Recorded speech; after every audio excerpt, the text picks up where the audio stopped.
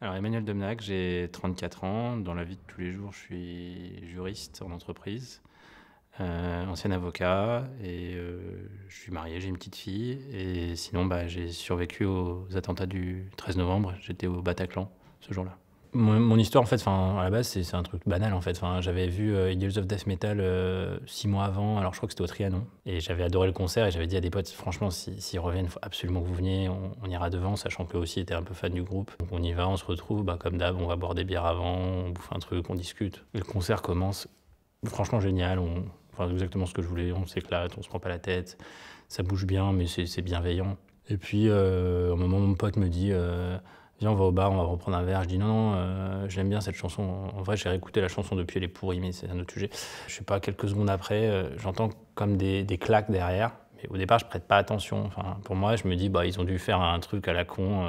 C'est pas le genre, mais ils ont dû faire une espèce d'happy de show, je sais pas quoi. Et je me retourne une première fois, je vois juste des flashs au fond, et toujours cette espèce de bruit de pétard. Donc je me dis peut-être que c'est... En fait, il y avait deux choses. Soit je me dis c'est un artiste qui vient faire un peu sa promo, soit c'est des mecs qui viennent foutre la merde. Puis donc je me retourne vers la salle, pour le coup, et là, vers la scène, pardon, et là, vraiment, il y a plus de groupe, en fait. Et là, je me retourne là où il y avait les flashs, et là, cette fois, toute la salle, si tu veux, elle est étalée comme un champ de blé. Il n'y a plus personne, sauf ces mecs au fond que j'aperçois, et j'entreaperçois ce que je devinais être des Kalachnikov, en tout cas des trucs qui produisent des flashs lumineux, et clairement, ça va pas, quoi.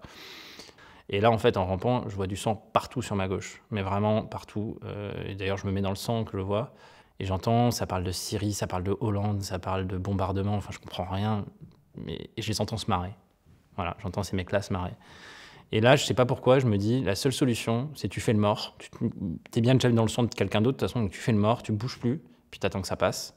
Puis, une première fois, j'en vois se lever et courir vers ce que je comprends être la sortie de secours, en fait. Et en fait, là, il y en a qui se lèvent, mais direct, les tirs reprennent. Et je sais pas, c'est un massacre, il y en a plein qui tombent. Et puis, il y a un mec qui dit derrière moi, ils sont en train de monter, ils vont nous tirer comme des lapins. Et c'est vrai que si tu regardes le Bataclan, en fait, la scène, elle est en U. Moi, je suis en plein milieu de la fosse. Et s'ils commencent à tirer du haut, tirer comme des lapins, là, pour le coup, faire le mort par mal mort, tu la prends quand même la balle. Donc, à ce moment-là, je sais pas, c'est comme si mon cerveau avait switché. Et avec un mec qui dit go, go, go, je sais pas si c'est mon voisin, si c'est moi, je sais même plus, on se lève. Et on est plein, j'ai l'impression qu'on était plein à se lever. Je pense que dans les faits, s'il y avait une caméra, on aurait été 3, mais c'est pas grave, on court. Je passe une première porte, je passe une deuxième porte, et là, je me retrouve dehors. Et si tu veux, à ce moment-là, pour moi, c'est terminé. Je vais avoir les flics à côté de moi, et tu sais, comme dans les grands films américains, ils vont me prendre dans les bras, et je vais avoir un mec du raid qui va me faire un câlin et qui va me mettre loin, tu vois. Et il y a personne dans cette putain de rue. Je me ramasse par terre, et je perds mes lunettes. Et moi, sans mes lunettes, je vois que dalle, en fait. Et du coup, je commence à aller chercher, à tâtons, comme ça, et je tombe sur quelqu'un. Et donc je dis ah pardon, j'ai dû te marcher dessus, et cette personne ne réagit pas. Et je comprends que soit elle est morte, soit elle est dans un état très grave. Je suis assis par terre dans la rue, et voilà. Et j'entends une voix qui me dit qu'est-ce que tu fous? T'es en train de te faire tirer dessus, tu veux crever ou quoi? Viens. Et je suis cette voix, mais vraiment bêtement, sans mes lunettes, je suis cette voix. Et je tombe sur un grand mec en noir, et en fait, là d'un coup, je vois, mais je sais pas, des dizaines et des dizaines de personnes qui sont dans un hall immeuble, dans un couloir, avec du sang partout, parce qu'en plus les murs sont blancs, donc là tu peux pas rater. Et ils se sont tous planqués là, en fait. Et le mec qui m'a dit machin, c'est le chef de la Sécu du Bataclan, Didi, qui m'a quelque part sauvé la vie, et qui a recueilli tout le monde ici. Et donc on se dit, on va s'organiser, on va monter dans les étages, on va se planquer là en attendant. Bien sûr, je préviens ma femme, qui découvre le truc parce que c'est pas encore sorti, ou c'est en train de sortir, je sais plus exactement. Elle me dit, mais il y a aussi le Stade de France et les terrasses. Donc je me dis, s'il y a le Stade de France, personne ne va venir nous chercher, quoi. Personne ne va venir nous aider. Les filles disent, non, on ne peut pas intervenir. Dès qu'on s'approche de vous, on se fait tirer dessus.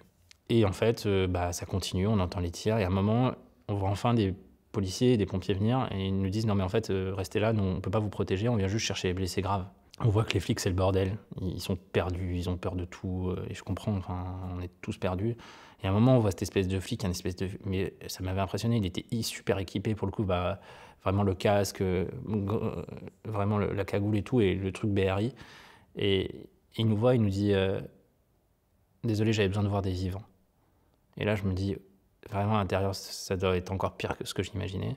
Un quart d'heure plus tard, on nous fait sortir et finalement on nous fait traverser un peu le quartier comme ça, tête basse, machin, et sauf qu'il y a des gens qui retrouvent leurs proches, etc. Donc c'est un peu le bordel, les flics sont hyper stressés.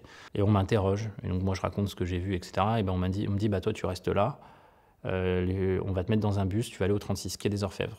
on réalise pas du tout. Moi, j'ai plus mes lunettes, je vois rien de ce qui se passe. Et il y a Hollande et Taubira et Cazeneuve, je crois que c'est ça. Ils passent comme ça, moi je vois rien. Je demande ce qui se passe, je vois cette masse noire, j'ai peur. Et en fait, on me dit non, c'est juste ça. Je suis complètement déboussolé, j'ai une migraine qui commence à venir.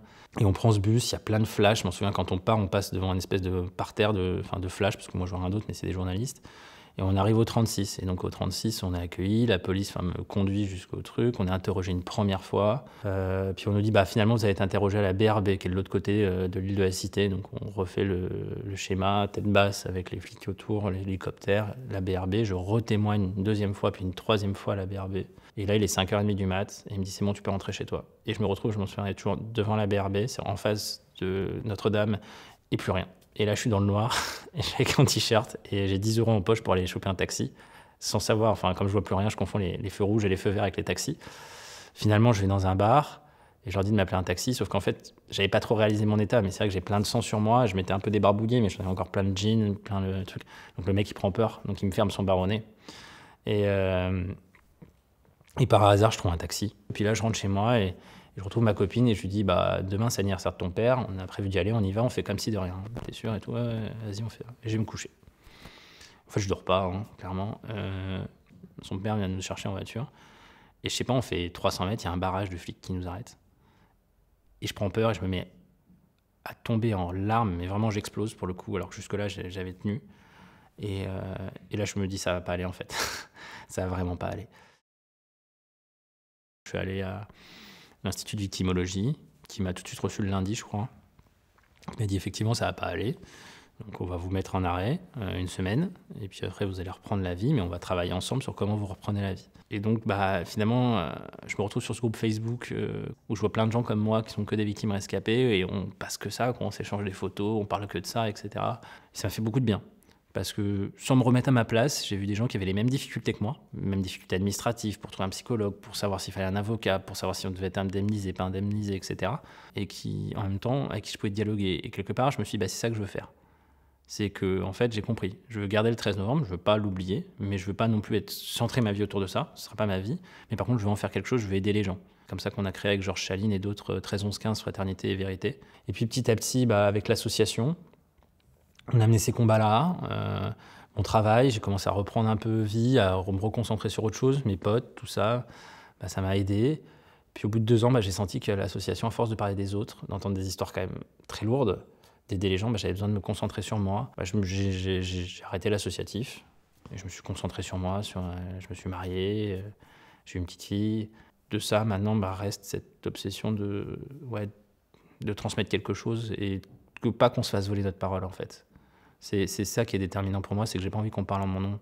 Donc c'est pour ça que je témoigne aussi. C'est pour reparler de cette douleur, de tout ça, et pas de faire de la politique.